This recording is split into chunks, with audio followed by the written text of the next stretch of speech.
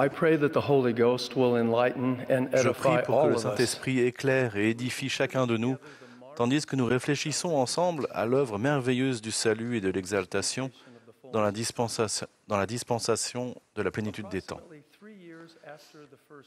Le soir du 21 septembre 1823, à peu près 3 ans après la première vision, le jeune Joseph Smith priait pour obtenir la rémission de ses péchés et pour connaître son état et sa situation vis-à-vis de Dieu. Un personnage est apparu à son chevet, l'a appelé par son nom et a déclaré qu'il était un messager envoyé de la présence de Dieu et que son nom était Moroni. Il a expliqué que Dieu avait une œuvre à faire accomplir à Joseph et lui a parlé de la parution à venir du livre de Mormon. Il est intéressant de remarquer que le livre de Mormon a été l'un des premiers sujets abordés par Moroni. Le livre de Mormon est un autre témoignage de Jésus-Christ et l'instrument de conversion par excellence dans les derniers jours. Nous faisons connaître l'Évangile dans le but d'inviter tout le monde à aller à Jésus-Christ, à recevoir les bénédictions de l'Évangile rétabli et à persévérer jusqu'à la fin par la foi au Sauveur. L'objectif fondamental de la prédication de l'Évangile est d'aider les personnes à éprouver un grand changement de cœur et à se lier au Seigneur grâce aux alliances et aux ordonnances sacrées. En présentant le livre de Mormon à Joseph Smith, Moroni a initié l'œuvre du salut et de l'exaltation pour les personnes de ce côté du voile dans la dispensation de la plénitude des temps. Poursuivant son instruction, il a ensuite cité à Joseph des passages du livre de Malachie dans l'Ancien Testament, avec une légère variante de ce qui se trouve dans la version de la Bible du roi Jacques. « Voici, je vous révélerai la prêtrise par la main d'Élie, le prophète, avant que le jour de l'Éternel arrive, ce jour grand et redoutable. Et il implantera dans le cœur des enfants les promesses faites au Père, et le cœur des enfants se tournera vers leur Père. S'il n'en était pas ainsi, la terre serait entièrement dévastée à sa venue. » Nous bâtissons des temples afin de disposer de lieux saints dans lesquels nous pouvons administrer les alliances et les ordonnances sacrées nécessaires au salut et à l'exaltation de la famille humaine, tant les vivants que les morts. Les explications que Moroni a données à Joseph Smith sur le rôle essentiel d'Élie et de l'autorité de la prêtrise ont étendu l'œuvre du salut et de l'exaltation de ce côté du voile et ont lancé dans notre dispensation l'œuvre pour les personnes de l'autre côté du voile. Pour résumer, les enseignements de Moroni en septembre 1823 sur le livre de Mormon et la mission d'Élie ont posé les fondements doctrinaux de l'œuvre du salut et de l'exaltation des deux côtés du voile.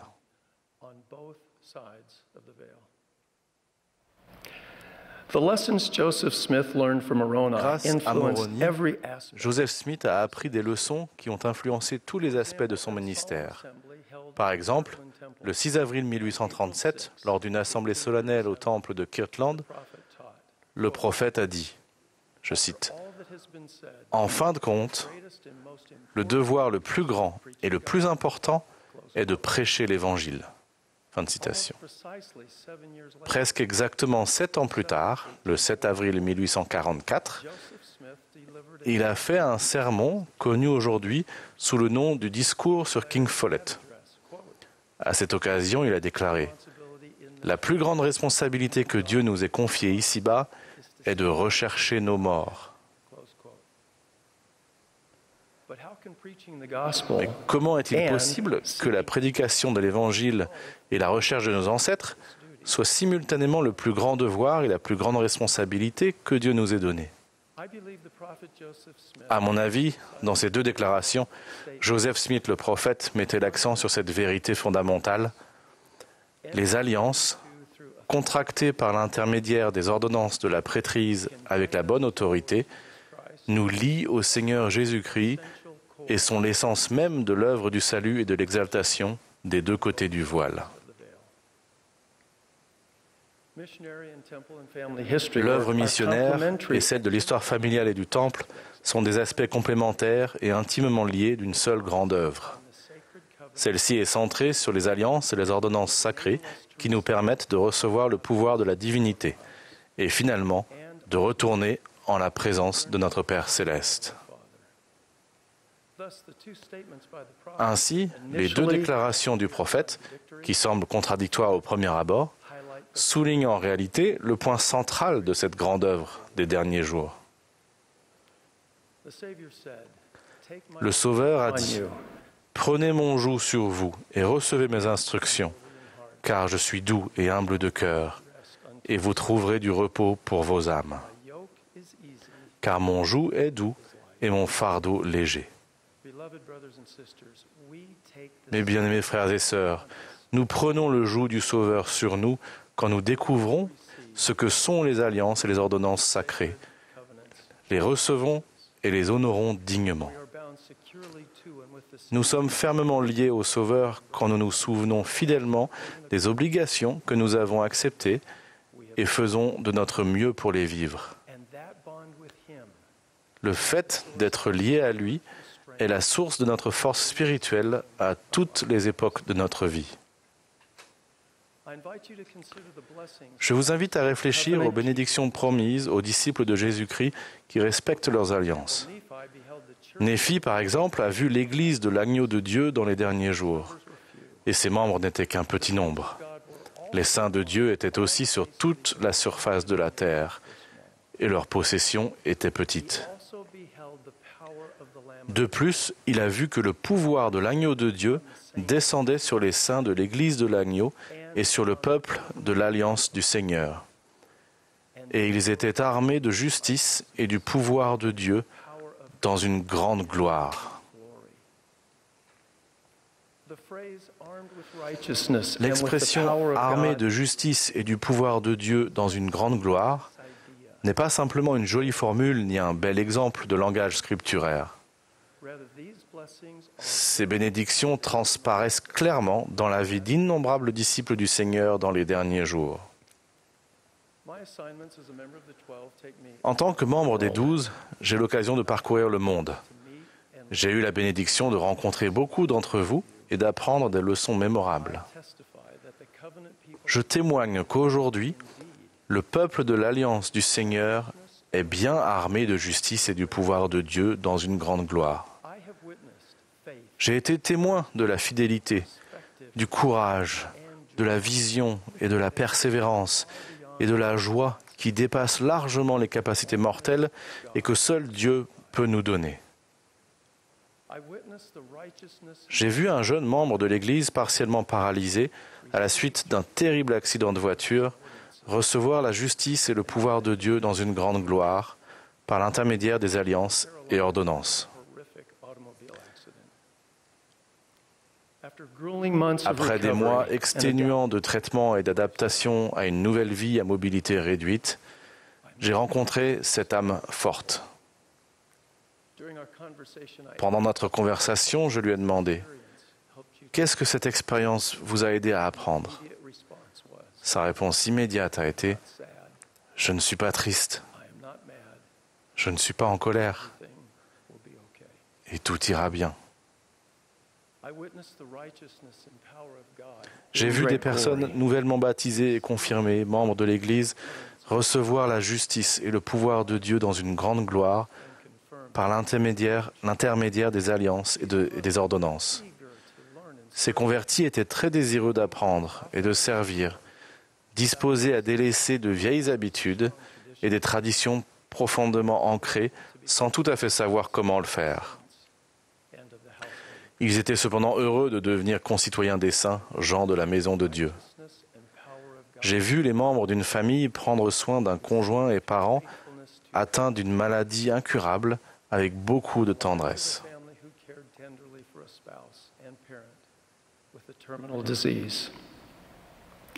Ils ont reçu la justice et le pouvoir de Dieu dans une grande gloire par l'intermédiaire des alliances et des ordonnances. Ces disciples vaillants ont décrit des moments de solitude et des moments où ils savaient que la main du Seigneur les portait et les fortifiait. Ils ont exprimé leur reconnaissance sincère pour les expériences difficiles de la condition mortelle qui nous font progresser et devenir plus semblables à notre Père Céleste et à Jésus-Christ, notre Rédempteur. Dieu les a secourus et leur a accordé la compagnie du Saint-Esprit. Il a fait de leur foyer un lieu de refuge aussi sacré que le Temple.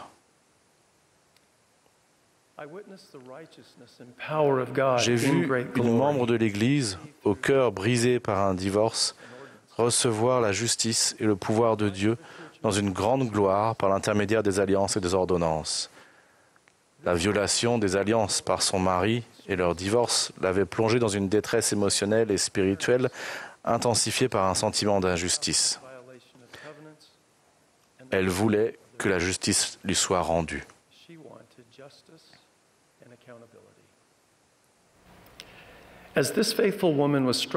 Au milieu de ces difficultés, cette femme fidèle a étudié et médité sur l'expiation du Sauveur plus profondément et intensément que jamais auparavant. Peu à peu, une compréhension plus profonde de la mission rédemptrice du Christ s'est distillée sur son âme. Ses souffrances pour nos péchés, mais aussi nos douleurs, nos faiblesses, nos déceptions et nos angoisses. Elle s'est sentie poussée à se poser cette question pénétrante. Puisque le prix pour ses péchés a déjà été payé, exigeras-tu qu'il soit payé une seconde fois? Elle s'est rendue compte que sa requête n'était ni juste ni miséricordieuse. Cette femme a appris qu'en se liant au Sauveur par l'intermédiaire des alliances et des ordonnances, elle obtiendrait la guérison des blessures causées par le mauvais usage de libre arbitre de quelqu'un d'autre. Cela lui permettrait de trouver la force de pardonner et de recevoir la paix, la miséricorde et l'amour. Sans notre Sauveur, Jésus-Christ, nous ne recevrions pas les promesses et les bénédictions des alliances. Il nous invite à nous tourner vers lui, à venir à lui, à apprendre de lui et à nous lier à lui par les alliances et les ordonnances de son évangile rétabli. Je témoigne et promets que le fait d'honorer nos alliances nous arme de justice et du pouvoir de Dieu dans une grande gloire. Je témoigne que le Seigneur Jésus-Christ est vivant et qu'il est notre Sauveur. Je témoigne avec joie de ces vérités. Au nom sacré de Jésus-Christ. Amen.